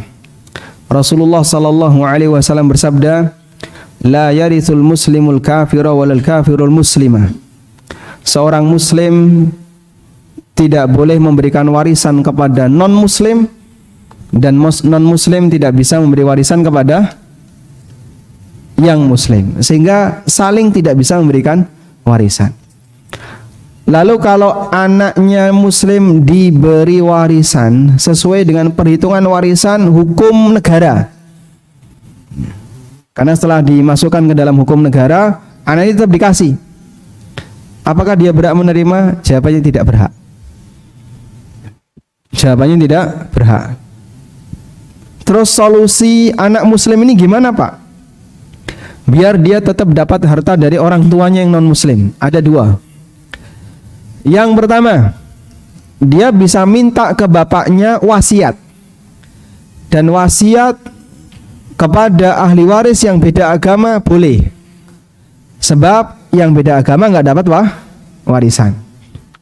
Nabi SAW mengatakan, ala la wasiyata li waris. Tidak boleh ada wasiat untuk ahli waris. Berarti kalau beda agama dia bukan ahli waris, maka boleh ada wasiat. Sehingga boleh ada wasiat untuk selain ahli waris, termasuk diantaranya anaknya yang beda agama. Maka anak muslim ini bisa minta kepada bapaknya, Pak, nanti tolong wasiatkan senilai harta tertentu yang andaikan sama agamanya dia dapat segitu. Andaikan sama agamanya, misalnya dia dapat 1/6, maka dia minta wasiat dengan nilai sekian. Tanda tangan, masukkan ke notaris sebagai saksi, notaris ikut bersaksi, tanda tangan, kuat insya Allah. Sehingga nanti dia bisa ajukan, kalaupun nggak dikasih, ini bisa dia ajukan ke pengadilan. Kalau tidak dikasih ya, meskipun kalau dia ikhlas ya sudah selesai. Yang kedua, bapak sudah mati sebelum wasiat, dan dia mati non muslim. Anaknya sebagai anak muslim, berarti kan tidak ada wasiat dong, bapak wis mati.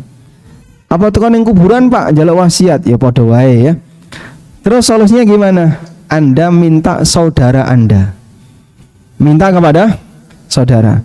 Duwe dulur piro sampean? Dulurku telu, kafir kabeh. Yang muslim cuma 1. Sudah? Minta kepada saudara. Boleh enggak saya minta sekian? Saya tidak berhak, tapi kalau saya minta sekian boleh enggak? Minta kepada saudara sama dengan minta jatah mereka untuk orang ini. Kalau saudara ridho, selesai masalah. Walhamdulillah. Dan boleh ahli waris yang tidak dapat warisan minta jatah kepada ahli waris yang lain. Wallahu a'lam. Cukup ya. Walhamdulillahirabbil alamin. Karena sudah jam 11. Ini tolong nanti diapakan sama panitia. Lalu kalau ada ustadz yang lain yang bahas masalah warisan bisa disampaikan. Insyaallah. Baik, demikian, semoga apa yang kita bahas ini bermanfaat. Dan bagi Bapak Ibu para penanya berhak mendapatkan buku ini, Matan Ushulus Tsalatshah. Hadiah ini diapain? Hadiah dibagi. Baik, hadiahnya dibagi. Ada yang mau ini? Mau, Pak? Mau, silakan, Pak. Beli angkat pertama ya. Angkat tangan pertama. Baik. Kau sudah angkat tangan, Pak? Hah?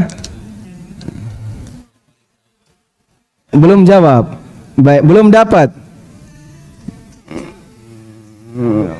Masya Allah, gimana? Hah? Pertanyaannya gimana? Coba ringkas saja, ringkas saja. Nah.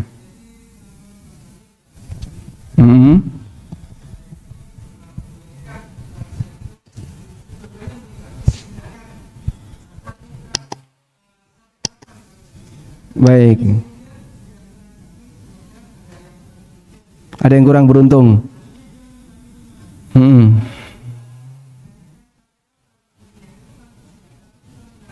Ya. Baik.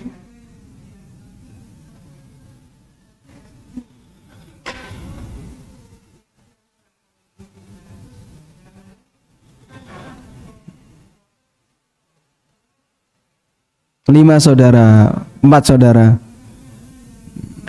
Baik. Baik.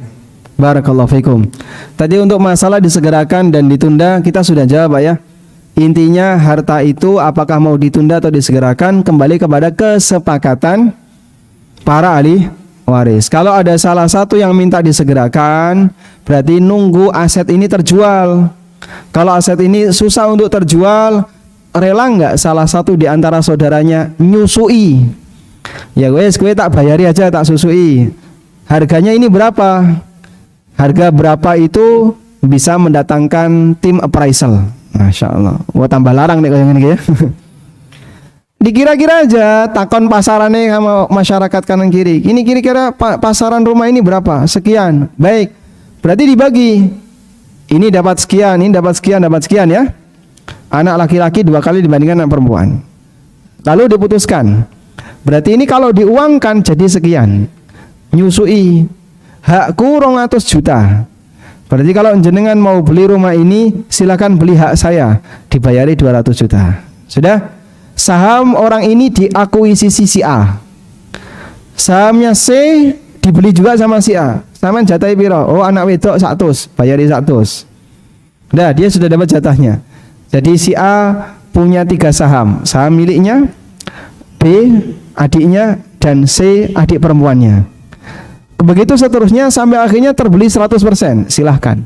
Dan masalah nilai sesuai kesepakatan. Kalau misalnya merasa berat, Pak kalau ngalah saya kok berat, ya boleh nggak ngalah. Tapi kalau Anda misalnya ngalah dalam rangka menjaga kerukunan keluarga, insya Allah lebih baik. Hadiah selanjutnya, siapa yang mau? Pertanyaannya. Oh iya kan pertanyaannya. Pertanyaannya ya. Pak sudah selesai waktunya Pak. Nanti di lain waktu insya Allah. Semoga nanti Allah mudahkan bisa datang ke Surabaya lagi ya. Baik. Pertanyaan yang pertama. Apa makna ilmu waris setengah ilmu? Nah, baik. Yang angkat tangan pertama.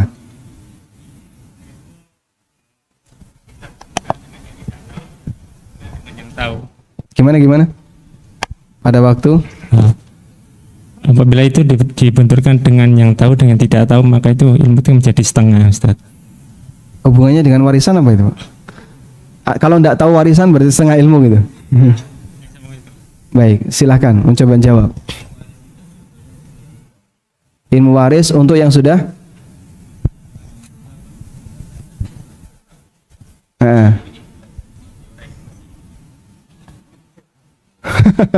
maksudnya gimana? Ilmu ini baik, ilmu yang membahas harta untuk orang yang sudah meninggal. Nah, disebut setengah ilmu, hubungannya apa? Setengah mati.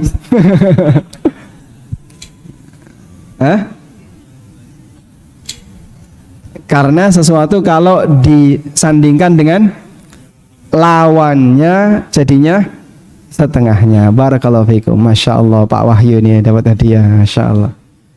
Orang jauh nih Pak dari Kalimantan nih. Jazakallah khairan. Ini kok sudah pada bubar berarti sudah selesai ya. Baik, kita selesai saja kalau begitu. Demikian yang bisa kita bahas, semoga jadi kajian yang bermanfaat. Semoga Allah Ta'ala memberkahi apa yang kita pelajari. Wassallallahu ala nabiyyina Muhammadin wa ala alihi wa sahbihi wa sallam. Wa akhiru da'wan anilhamdulillahi rabbil alamin. Wassalamu alaikum warahmatullahi wabarakatuh.